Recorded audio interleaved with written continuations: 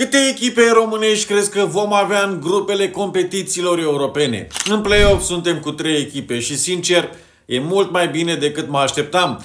Dar eu am și un sentiment de dezamăgire provocat de FCSB, pentru că a avut un traseu accesibil spre grupa Ligii Campionilor. Totuși, FCSB este aproape de grupa de Europa League. Trebuie să mai treacă doar de Aberdeen. Roșii-albaștri sunt favoriți, dar la ce inconstanță au avut în ultima perioadă, chiar nu știi la ce să te mai aștepți de la ei. CFR Cluj se va duela cu Haken pentru un loc în grupa de Conference. Primul meci va fi în deplasare pe gazon artificial, în fața unei echipe de mijlocul clasamentului din Suedia, dar care în acest sezon a eliminat-o, atenție, pe Anderlecht. Cred că va fi o dublă echilibrată, iar CFR Cluj se va califica mai departe.